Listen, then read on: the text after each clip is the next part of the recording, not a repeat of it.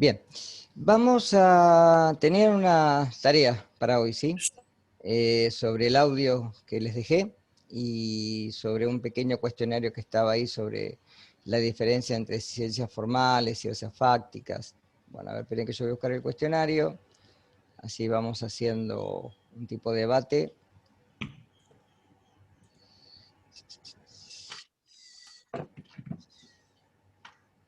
Lo puse. Buenos días. Buen día. ¿Le subí el audio? No, no se lo subí, chicos, me parece, ¿no? No, profe, Sí, lo Parece que Se no. lo subiste en la parte de tutorías. Ah, ahí No sé está. si audio. Ahí está, en el de tutoría está. Ahí está el audio. Y esperen que voy a tratar de compartir en pantalla. Es un pequeño cuestionario, son muy pocas preguntas. Esperen.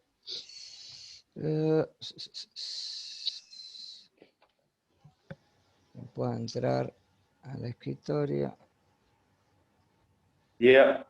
Buen día. Vamos a compartir pantalla.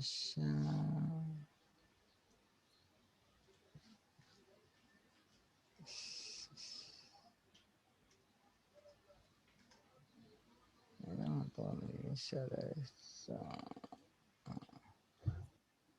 Ajá. Acá. Ahí está.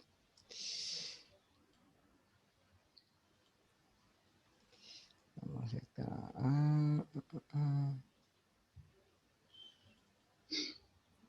Bueno, acá está.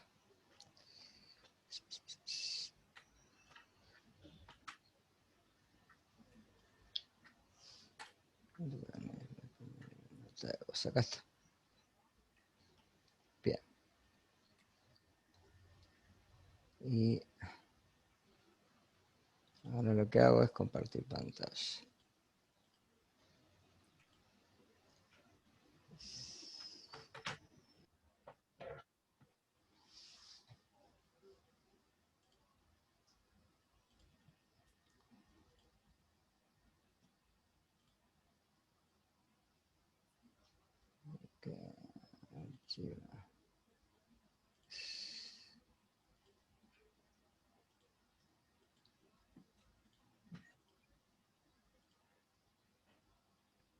Ahí está.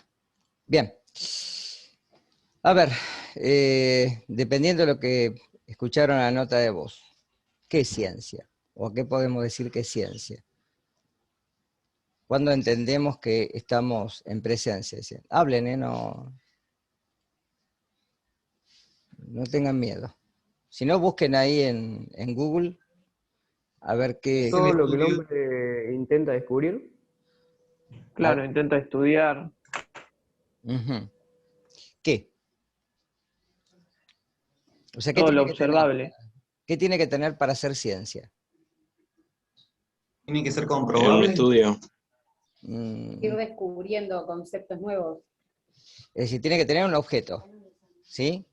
Toda ciencia tiene que tener un objeto de estudio. Eso es fundamental, ¿sí? Porque justamente lo que intenta hacer la ciencia, como dicen ustedes, es tratar de buscar, ¿sí?, a través de ciertos procesos, ¿sí?, develar ciertas incógnitas, ¿sí? Generalmente uno cuando hace ciencia, ¿qué es lo que primero le llama, qué es lo que primero uno ve? Si enumera una teoría. Una hipótesis. Antes de eso. ¿Qué es lo primero que se nos pasa por la mente? Fenómeno. Un fenómeno extraño.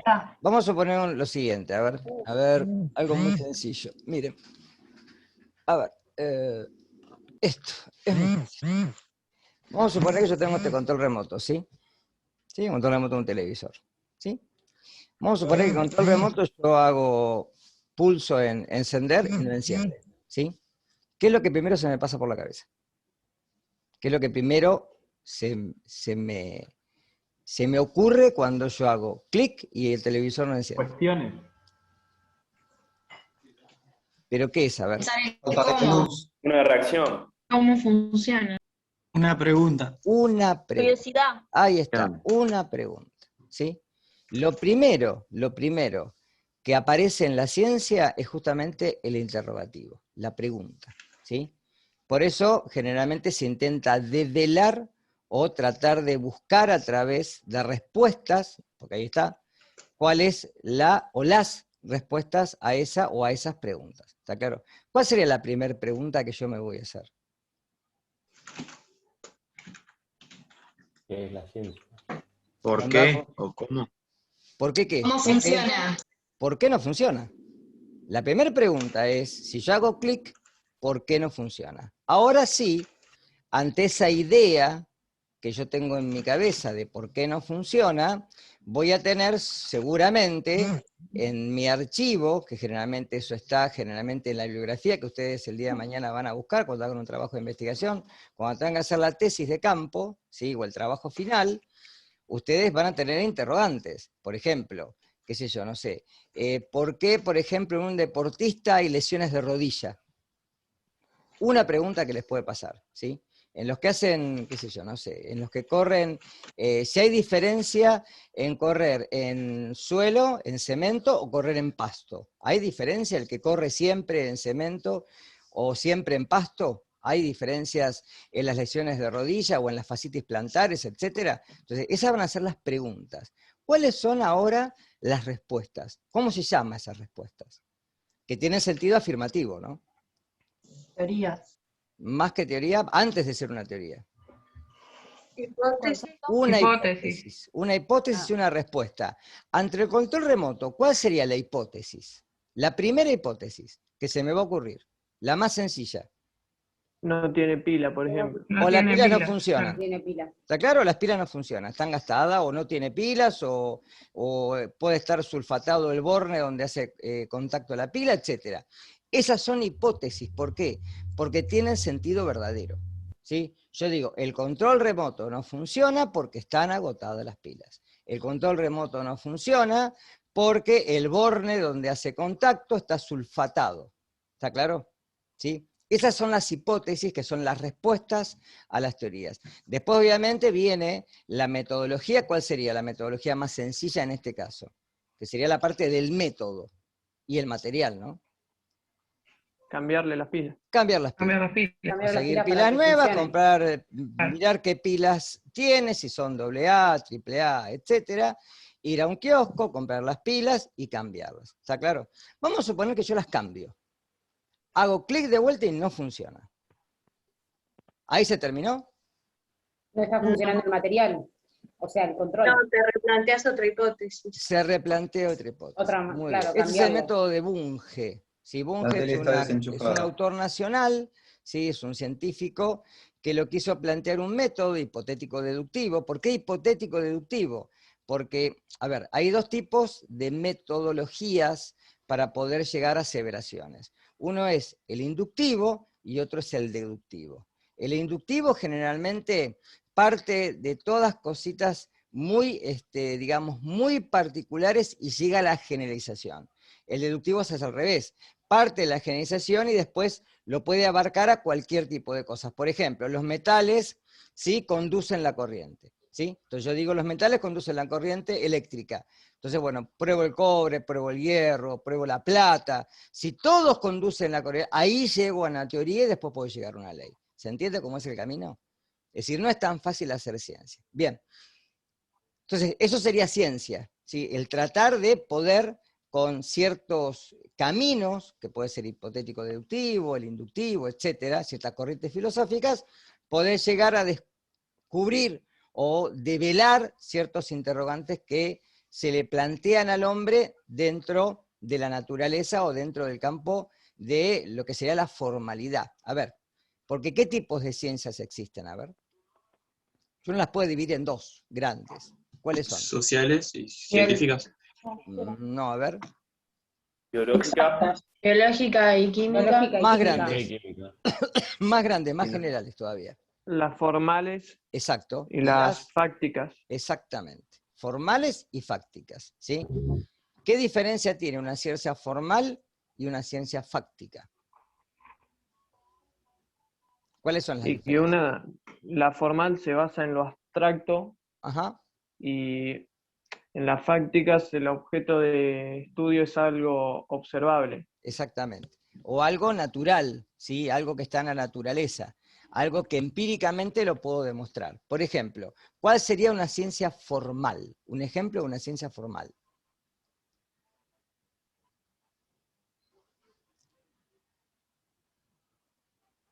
Cualquiera, a ver. La astrofísica, por ejemplo. Más fácil todavía. ¿Filosofía? Más fácil. La filosofía estudia la ciencia. Algo que tenga que ver con La matemática. algo que tenga que ver con La matemática la es una ciencia computación. formal. ¿Por qué es una ciencia formal? A ver. ¿Qué no necesita?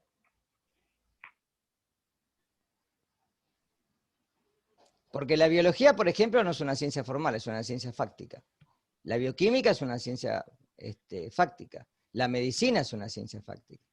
La química no, no hay que, ¿eh? no hay que comprobarla. No hay que comprobarla, se comprueba a sí misma. No necesita, porque en realidad la matemática existe, digamos, en el plano ¿sí? Real, la matemática existe, los números existen. Es un interrogante ese. Porque ¿dónde aparece la numerología? ¿Dónde aparecen los números? ¿Cuándo el hombre comienza Es un invento humano. Claro, es un Y invento con humano. los romanos y los indios. Exactamente. ¿Ellos qué hicieron? Tenían que contar ganado, tenían que contar hombres, ejércitos, ¿sí? Propiedades, ¿sí? Tenían que medir, por ejemplo, tenían que empezar a medir o a poner fronteras, límites. Entonces, de ahí surgen las matemáticas, ¿sí? Las matemáticas después se unen con las ciencias fácticas, ¿por qué? ¿Qué es lo que, por qué se apoyan? Por ejemplo, yo siempre digo lo mismo. Cuando hablamos de química, en los cursos de química, yo digo que el problema no es la química. ¿Cuál es el problema? No es entender la química. Para entender la química es una tabla periódica y ya está, listo. Pero ¿cuál es el problema generalmente? ¿Dónde surge el problema para el estudiante en los problemas de química? En la matemática. En la matemática. Realmente los problemas surgen en la matemática, no surgen en la química. ¿Sí? Porque la química es muy sencilla de estudiar. Pero cuando tengo que llevarlo a un plano, donde tengo que resolver un problema de gases, un problema de soluciones, estequiometría, etc., ahí surge porque no sé aplicar el método, ¿sí?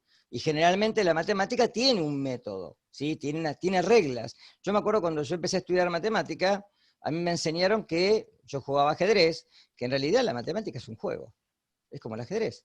El caballo mueve en L, la torre mueve adelante y de costado, siempre en línea, etc. Son reglas. Y la matemática tiene reglas, es lo mismo. Más por más es más, menos por menos. Entonces, cuando uno hace ese tipo de aseveraciones en la matemática, ¿sí? O un número al cuadrado, un número que yo, por ejemplo, menos 2 al cuadrado, siempre tiene signo positivo, etc. No hay raíces de números negativos. ¿Se entiende esto? Entonces, es aplicar reglas a algo que el hombre ha diseñado para poder explicar otras cosas. Obviamente, después, dentro de los procesos biológicos también surge la matemática. En ecología, por ejemplo, cuando quiere explicar diversidad o quiere explicar las curvas de presa y predador, etc., hay ecuaciones que me sirven, y la estadística obviamente, como una rama de la matemática para poder explicar. ¿Se entiende la diferencia? ¿Está claro? ¿Sí? Entonces, uno generalmente acude a las ciencias formales porque las ciencias formales se explican a sí mismas, no necesitan explicación, necesitan una ciencia de base para poder explicarse. Pero las ciencias fácticas justamente se nutren de las ciencias formales para poder explicar ciertos fenómenos. Por ejemplo, la ley de gravedad. ¿Está claro esto? ¿Se va entendiendo? Bien. Sí. Entonces, ¿cuál es el objeto de la ciencia? ¿De qué depende el objeto de la ciencia? ¿Cuál sería el objeto de la ciencia? Primero poder discernir, descubrir, pero dependiendo de la ciencia va a ser un objeto. Por ejemplo, yo llego a la medicina. ¿Cuál es el objeto de la medicina? Curar. Más que, ¿cuál es el ser objeto? humano. El objeto. ¿El objeto quién es? Ah, El El cuerpo hombre. humano. El Humano. cuerpo humano. Humano. El cuerpo humano, el hombre. El hombre es el objeto de la medicina. Yo digo la veterinaria, ¿cuál es el objeto? Los animales. Los animales. Animales. Si yo dijera, por ejemplo, no sé, qué sé yo, la botánica, ¿cuál es el objeto de la botánica? Plantas. Todo el reino vegetal, todo el reino vegetal. ¿Está claro esto? Entonces, dependiendo, por ejemplo, la filosofía que dijeron hoy, ¿cuál es el objeto de la filosofía? ¿Estudiar a quién? Ser humano. la Otras cabeza. ciencias. Estudia las ciencias. La filosofía lo que hace es estudiar a las ciencias. ¿Cuál es el método? ¿Cómo llegan? Por eso las teorías de Kant, de Feyerabend, etc. Cada uno de los filósofos, ¿sí?, tanto antiguos como contemporáneos, lo que hacen es estudiar a la ciencia. ¿Cómo hace para llegar al entendimiento, a la verdad, a la veracidad, a concretar algo que después sea una ley, una teoría, etc.? Entonces, lo que hace es vigilar que la ciencia sea rigurosa, que tenga carácter científico, ¿sí?, que no sea espuria, que no tenga sesgo, ¿sí?, que uno no estudie por estudiar. Hay un libro muy, muy bueno, si algún día lo pueden conseguir, se van a reír mucho. Se llama Demoliendo Papers. ¿Sí? Es un libro que está diseñado de tal forma que son como si fueran trabajos científicos, pero en broma. Y si lo leen se van a dar cuenta que hasta el nombre de los autores está muy bien puesto. Es muy lindo. Es un libro muy cortito para verlo en la playa. ¿Sí? Se llama Demoliendo Paper, muy bueno, se los recomiendo. Bueno, y ahora, ¿cuál es la relación entre la biología y la química? ¿Qué relación hay? ¿O no hay relación? Piensen en lo que escucharon en la nota de voz y piensen en lo que vimos hasta ahora, ¿no? Las dos Que cosas. ambas partes entendés un mismo principio.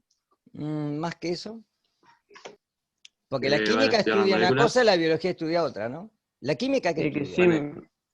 sin la química la biología no existiría o sería muy difícil. Sería muy difícil hoy La en día química. explicar, claro. Ustedes piensen que, por ejemplo, estamos en el siglo XXI y ya hemos descubierto prácticamente gran parte del entorno celular, las moléculas, mensajeros, etc. Pero si tuviéramos 200 años atrás, ¿sí?, la química todavía estaría muy en pañales para poder explicar, por ejemplo, cómo esa hélice se puede replicar a sí mismo, cuáles son las enzimas que participan, cómo son los procesos de reparación del ADN, etc. ¿Está claro? Ni hablar de la genética. Cuando cuando uno puede unir la biología molecular con la genética, que aparece la epigenética, por ejemplo, tratando de ver por qué las enfermedades aparecen en el ser humano o en los animales y cómo de alguna manera llegan esas enfermedades a trabar ciertas rutas metabólicas, que son generalmente las enfermedades que a veces, como la diabetes, por ejemplo, ¿sí? Entonces, biología y química, la biología estudia generalmente ¿a quién? Si yo digo la biología en general, ¿a quién estudia? A los organismos vivos. A los seres vivos, ¿sí? A todos los seres vivos, desde una célula, ¿sí?, individual, una célula procariota, una bacteria, un protozoo, etcétera, hasta los vertebrados superiores. Estudia todo el reino animal, ¿está claro? Y parte del reino vegetal, ¿sí? Porque también estudia el reino vegetal, estudia todo lo que está vivo, ¿sí? Después hay ciertas subdivisiones. Si yo digo zoología, ¿quién estudia? ¿Solamente a quién? Estudia la zoología. De los animales. A todo lo que sean animales, hasta los animales que sean protozoarios, ¿sí? A eso estudia la zoología. Yo digo, la botánica estudia todo lo que son vegetales. ¿Está claro esto? Bien. Y la química estudia a quién. ¿Qué estudia la química? Las sustancias y los procesos. Más que las sustancias, Moléculas. las reacciones. reacciones químicas. Que cuando yo uno la biología con la química, por ejemplo, sale la química biológica, que es la que van a estudiar ustedes conmigo. Es decir, cómo, por ejemplo, dentro de una célula, un monosacárido como la glucosa se puede transformar en energía. ¿Está claro? Energía útil. Entonces, eso es lo que estudia la química biológica, la unión de las dos ciencias, ¿sí?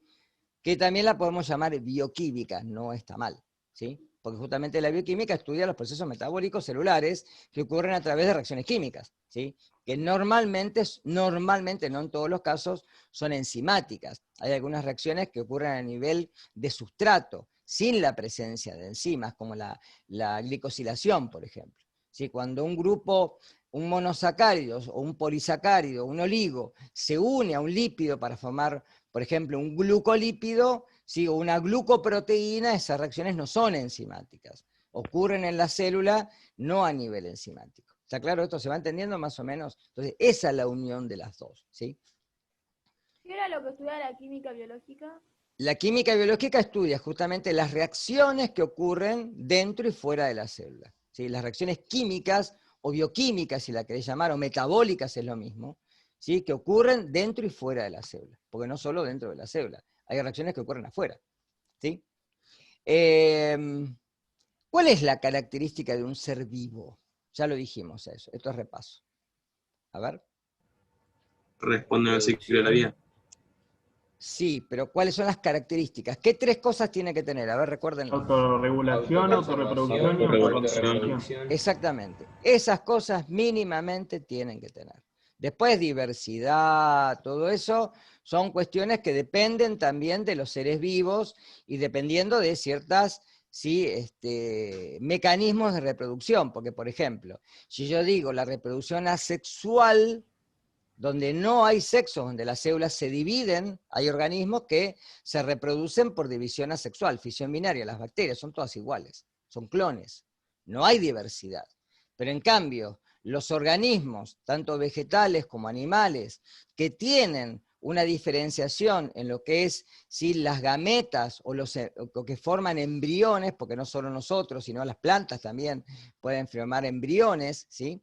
Entonces desde ahí es que surge la diversidad o biodiversidad, en donde ya encontramos, ¿sí? Una serie de elementos que pueden ser distintos fenotípicamente, a la vista son distintos. ¿Está claro esto? Bien. ¿Y qué lugar ocupa el hombre en la ciencia? ¿Cuál es la relación que ocupa el hombre en la ciencia? Linda pregunta esta. Y es la base de la ciencia del hombre. La base. Es un ser curioso. Claro, es la curiosidad El hombre del es curioso por naturaleza, chicos. El hombre es curioso, así apareció el fuego, así aparecieron, ¿sí? Las herramientas para la labranza, así nos llegamos al siglo XVII con la explosión demográfica industrial, ¿sí? Y así sucesivamente nos tecnificamos y tenemos hoy en día todo lo que tenemos, ¿sí?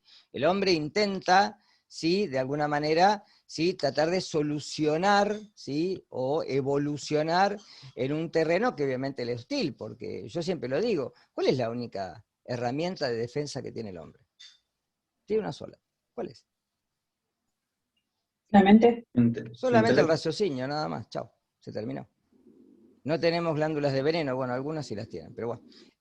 No tenemos piel coriácea, no tenemos la dentición con colmillos y los dientes separados como tienen los cánidos, etc. Entonces no tenemos herramientas de defensa. La única herramienta de defensa que tenemos es esta, no hay otra. Así hemos evolucionado a el siglo XXI con todo lo que tenemos. Pero el hombre ocupa Es más, hoy en día hay una visión no antropocéntrica de la ciencia. ¿Qué quiere decir antropocéntrico? Que la ciencia está basada solamente ¿en qué? En el hombre. En el hombre. Hoy hay una visión más ecologista de la ciencia. ¿Por qué? ¿Por qué les parece? Por la degradación del medio y la necesidad de supervivencia. Claro, porque el hombre ante ¿dónde vive? posible peligro. Claro, el hombre ¿dónde vive? En la Tierra. Si la estamos polucionando y la estamos degradando naturalmente, en algún momento vamos a tener que buscar otro lugar, porque esto es como una casa, donde yo no limpio mi casa, no la pinto, no la mantengo, en algún momento me voy a tener que ir porque no voy a poder estar acá adentro, ¿está claro? Entonces, lo mismo está pasando con el hombre. Antes había una visión muy antropocéntrica de la ciencia, y ahora es mucho más ecologista, en donde ya no es el hombre el papel central, sino es todo el ecosistema, la naturaleza donde habita el hombre, y donde de alguna manera sí hay que tratar de mantener un sistema, prácticamente sí, tratar de volver a un sistema en el cual la naturaleza tenga una prioridad, ¿sí? Que no sea algo secundario. Bien. ¿Y cuál es el principio por el cual la biología estudia a los seres vivos y en qué contexto lo realiza? Perdón, profe. Sí. Perdón que rompa. Sí, entonces, ¿cuál sería el rol del hombre para quedar claro? En realidad el hombre hoy estudia la naturaleza y estudia a los seres vivos, pero no, la ciencia no tiene una visión tan centrada en el hombre solamente, sino en todo el contexto medioambiental. Por eso todas estas corrientes nuevas, estos pensamientos nuevos a través de las corrientes científicas, son más ecologistas que antropocéntricos. ¿Sí? Al hombre se lo ha puesto no en el pedestal, sino que se lo ha dejado en el mismo nivel de la naturaleza, justamente para tratar de preservar el ambiente natural. ¿Se entiende eso? Que tiene que ver un poquito con esto. ¿Cuál es el principio por el cual la biología estudia a los seres vivos? ¿En qué contexto lo hace? Yo puse la evolución, no sé si está bien. Más que porque la evolución es algo, se diría, natural. Algo que se dio y que hoy en día también tiene ciertas críticas. Yo se lo dije en la clase pasada, eso. Hay ciertos detractores de la teoría darwiniana, o neodarwiniana, porque ya hablamos de neodarwinismo, ¿no? Que tratan de ver que puede haber algún saltacionismo, o alguna fase, o alguna interfase en el cual puede haber un cambio más abrupto, no tan paulatino en las especies. Pero ¿cuál es el contexto en el que estudiamos a los seres vivos? Porque esto tiene mucho que ver con la ética también. ¿Podemos estudiar a un ser humano? ¿Podemos clonar seres humanos para tenerlos guardados y el día de mañana sacar un riñón y ponérmelo? ¿Es ético eso? ¿Es bioético? Porque ¿cuál es el contexto en sí? ¿Es tratar de respetar qué? Esto capaz La que lo han visto. naturaleza. No solo la naturaleza, estudiar la naturaleza, respetar la autosuficiencia del hombre, ¿sí? Los principios de justicia, los principios de beneficencia, de no maleficencia, es decir, por ejemplo, con el tema de la vacuna ahora, ¿sí? Para aplicarnos la vacuna nos tienen que dar un consentimiento informado, donde yo me informo de qué tiene la vacuna y me aplico 1 o 2 dosis, dependiendo, pero tengo que saber qué es lo que tiene. ¿Está claro? Es decir, los tratamientos médicos hoy en día, si ustedes van a hacerse una cirugía, ¿les van a dar qué cuando se hacen una cirugía? ¿Qué es lo que le hacen firmar enseguida? Un consentimiento. Exactamente. ¿Sí? ¿Por qué? Para decirle, yo te voy a hacer una laparoscopía. Esto consiste en ponerte 2 tubos, el laparoscopio, qué sé yo, y, por ejemplo, hacerte una apendicectomía, sacarte el apéndice. ¿Tá? O hacerte, por ejemplo, es muy común que ustedes lo vean, ¿sí? En deportistas que hacen alto rendimiento, los que hacen fútbol, los que hacen rugby, qué sé yo. ¿Cuál es el problema más común que tenemos generalmente? Los que corremos, por ejemplo. ¿Dónde hay más problema? ¿En qué articulación principal? La rodilla. En las rodillas. ¿Sí? Generalmente rodilla y cadera, pero generalmente rodillas. Y cuando empiezan las rodillas, ¿qué es lo que generalmente hay 2 problemas fundamentales? Uno, ¿cuál es? El más común. Meniscos. El más común es menisco, y el segundo, ¿cuál es? Ligamentos. ¿Tá? Entonces, generalmente, sí, me toca hacer una artroscopía. Entonces, generalmente hoy en día no se saca, no se extrae el menisco, sino que se lima. ¿Sí? Se trata de preservar la pieza. Entonces, bueno, me tienen que decir qué es lo que me van a hacer y cómo me lo van a hacer, cuál es el tiempo de recuperación, qué voy a tener que hacer quimioterapia, qué voy a tener que hacer fisiatría, cuántos meses voy a tener que estar sin hacer deporte, etc. ¿Está claro esto? Que también va a depender de muchas variables, porque generalmente hay protocolos, pero que después tienen cierta bifurcación, ¿sí? Porque también debe depender. Si a mí me operan y a los 5 días ya salí a correr, y bueno, entonces... y no hice tratamiento kinesiológico, no hice ejercicio como corresponde, entonces obviamente esa operación, ¿sí?, va por mal camino. ¿Se entiende? Esa cirugía va por mal camino. ¿Se va entendiendo un poquito esto? ¿Cuál es el contexto? Bien. ¿Se entendió esto más o menos? No porque se los vaya a evaluar con esto, pero esto más un poquito es para cerrar en el contexto lo que vieron en la otra parte del curso y lo que vieron conmigo. ¿Quedó claro?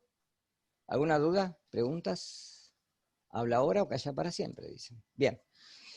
Repasito. Mañana vamos a integrar un poquito más, pero voy a tratar de, a ver si puedo de acá, compartir pantalla. Ahí está. Tengo que ir acá. Y vamos a compartir acá. Eso. Bien. Repaso de células, ¿sí? Organelas. Teníamos. ¿Cuál era la unidad que definía el límite entre el espacio intra y el extracelular? ¿Cómo la llamamos? Membrana. La membrana plasmática. La membrana plasmática. Plasmática, citoplasmática, celular, como la quieran llamar. ¿Sí? ¿Está claro? Esa es la membrana que está formada por ¿quién? Un conjunto de Fosfolípidos. y, Fosfolípidos. y Proteínas. proteínas, fosfolípidos y proteínas, ¿sí? ¿De acuerdo? Mínimamente toda membrana plasmática tiene un conjunto de fosfolípidos que son moléculas anfipáticas, doble polaridad, y proteínas, ¿sí?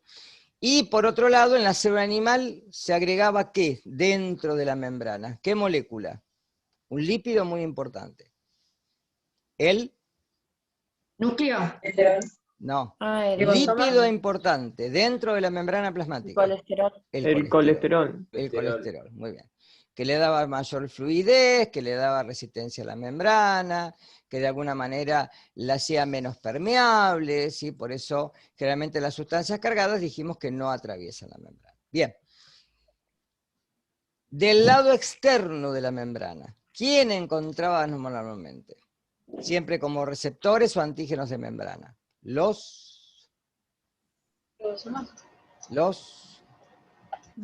sustancias que se encontraban del lado externo siempre. Carbohidratos. Sí, es decir, oligosacáridos. ¿Se acuerdan de esto? ¿Sí?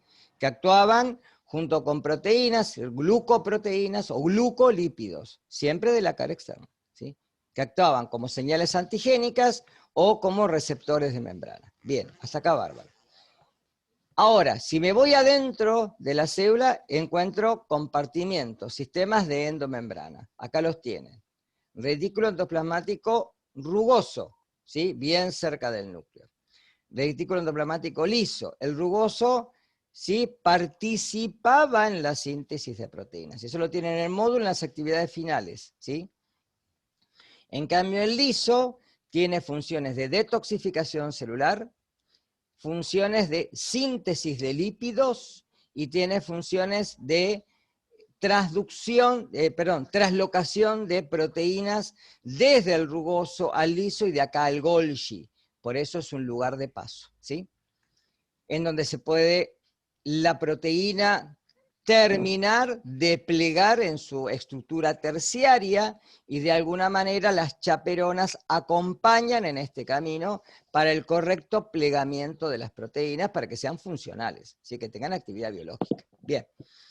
Después teníamos el aparato de Golgi, ¿sí? El aparato de Golgi era ¿sí? un conjunto de membranas, de sáculos, que ceden membranas porque dirige el tránsito intracelular, ¿sí? Empaqueta, se recibe, empaqueta y distribuye. Por eso se dice que es como si fuera la empaquetadora de una fábrica o de un lugar donde se comercializan sustancias, porque lo que hace es recibir, empaquetar y distribuir. ¿Está claro? Por eso se dice que dirige el tránsito intracelular. Bien. Otro sistema de endomembrana importante es el núcleo, ¿sí? Donde se encuentra la cromatina, que es el ADN descondensado. El ADN, recuerden que está unido a proteínas histónicas, de ahí se estabiliza y conforma los cromosomas únicamente visibles durante la división celular. Si no, no están visibles. ¿Sí? Está la cromatina laxa, suelta. También tenemos 1 o 2 nucleolos, que son los lugares donde se sintetiza el ARN nucleolar, que es el previo al ribosómico o ribosomal, ¿sí? Junto con proteínas que vienen del citoplasma, se ensamblan los ribosomas y después quedan, o bien en el retículo endoplasmático rugoso, la mayoría, o bien también libres o sueltos en el citoplasma, ¿sí? Las dos cosas. Bien. Otro sistema de membrana, ¿sí? Pero ya más que un sistema de membrana es una organela o orgánulo, que es que se encarga de proveer de energía a la célula, son las llamadas mitocondrias, que recuerden que tienen 2 membranas, una externa y una interna plegada, que forma la matriz mitocondrial y en donde ocurren los procesos de oxidación celular para la síntesis de ATP. Son usinas, porque forman energía. Bien. Otros sistemas son los lisosomas, cedidos por el Golgi, que tienen enzimas hidrolíticas que destruyen proteínas o destruyen también orgánulos que están ya en desuso. Y también pueden provocar la muerte intracelular de alguna manera programada llamada apoptosis, ¿sí? También los peroxisomas, que yo no me acuerdo si están acá, no me acuerdo si están. Bueno, acá no están. Pero los peroxisomas se ocupan de la detoxificación de ciertas sustancias oxidativas, como el anión superóxido, el peróxido de hidrógeno. reacciones que ocurren en el metabolismo celular y que serían nocivas para la célula. Bien. ¿Qué más tenemos? Así, bueno, el nucleoplasma es el citoplasma del núcleo. Aquí el citoplasma tiene dos zonas, una zona mucho más laxa o mucho más libre de sustancias, ¿sí? Que se llama de alguna manera el plasma hialino, y el plasma o citoplasma granuloso, que es el más interno, porque está con gránulos, debido al retículo rugoso, etc. Recuerden que la membrana nuclear tiene poros nucleares, donde atraviesan las sustancias libremente, por eso no necesitan paso. ¿Y qué más? Bueno, en algunas células puede haber cilios, como las células del intestino, las del bronquio, y en otras células puede haber flagelos, como las células espermáticas, que lo que hacen es movilizarse a través del flagelo polar. Creo que nada más, ¿sí? Y la vegetal, para hacer la diferencia, ¿sí? Tiene una pared celular externa conformada por celulosa, por unidades de glucosa en enlaces beta 1,4 en vez de alfa 1,4 como el glucógeno. Las células son muy parecidas. Hay mitocondrias, pero también hay cloroplastos en su mayoría que se ocupan de recibir los fotones de luz y producir mediante la clorofila sustancias orgánicas, como la glucosa, ¿sí? ¿Qué más? Bueno, en el citoesqueleto están las dos, que en la otra no está, acá está, que es el que se ocupa de darle la forma a la célula, ¿sí?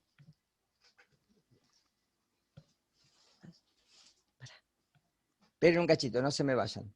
Un minuto, corto un segundo que tengo que hacer una cosa.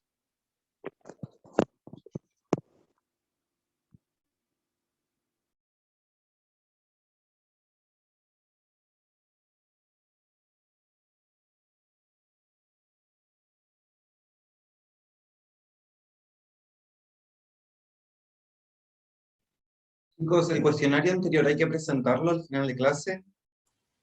Creo que no. No, digo, no hay que entregarlo. No, Es solo lo una era revisión. para debatir. No para debatir.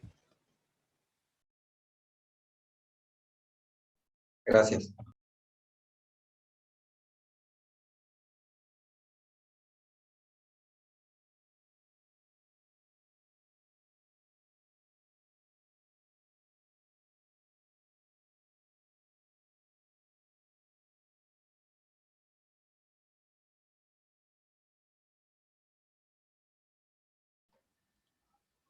Bien, perdona que estoy de vuelta. Problemas ambientales. Bien, ¿qué más de la célula vegetal? Bueno, la célula vegetal tiene una gran vacuola, que es la que almacena líquido y es la que mantiene a la célula turgente. Por eso las células cuando pierden agua, ¿sí? Las hojas se marchitan. ¿Sí? ¿Está claro esto? Después son iguales, ¿sí? Son prácticamente iguales. ¿Sí? Creo que nada más. Después les bajo los dos PDF estos que están acá y se los dejo como filminas en la... Esperen que quiero dejar de compartir y les voy a mostrar una cosa más para no cansarlos. Editar, mostrar. Bien.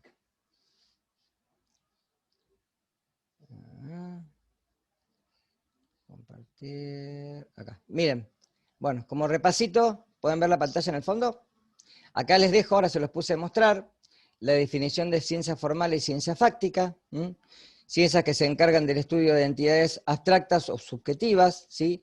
Ciencias que se encargan del estudio de hechos de la naturaleza y son objetivas, ¿sí? Objeto de estudio, ideales, hechos materiales, enunciados, relaciones entre signos, relación entre sucesos y procesos, método, inferencia inductiva, observación y experimentación, esto es bien empírico, demostrable, y acá tiene ejemplos, matemática, lógica, ciencias de la computación, y acá la física, la química, etc. Esto para que tengan un repasito nada más. Bien. Bueno, por hoy hasta acá. Mañana nos encontramos a las 11 de vuelta, descansen un poquito antes de las 12 que tengan la clase, creo que tienen una clase con tutoría, ¿puede ser? ¿Que me dijo Enrique? ¿Sí? Para ver el tema de inscripciones. Bueno, por eso, ¿sí? Bien, mañana vamos a empezar con un video, ¿sí? Con un video de repaso de la célula, vamos a integrar, búsquense todas las preguntas que tengan de las actividades del módulo que están al final para hacérmelas mañana, ¿está claro? ¿Sí? El que avisa no traiciona, ¿está? Entonces mañana, repaso, Entonces mañana lo que hacen es, hoy terminan de repasar, de leer todo el módulo, actividades de edificación que tienen al final, y mañana nos dedicamos a hacer un debate entre todos de preguntas que puedan surgir en el examen, ¿sí? Recuerden que además es importante que estos conceptos les queden claros para las materias del primer cuatrimestre y fundamentalmente después cuando cursen química y biológica con nosotros en el segundo cuatrimestre. ¿Está claro? ¿Sí? Para allanar camino y para no empezar con obstáculos ya de entrada. ¿Estamos? ¿Sí? ¿Dudas? ¿Preguntas? ¿Ninguna? Bueno, nos vemos mañana entonces, ¿sí? Guardo el chat para que mañana les quede presente. Y bueno, Chao. Chao, profe. Gracias. gracias a ustedes. Gracias a ustedes. Chao. Chao, hasta mañana. Chao, profe, gracias. Chau, chau.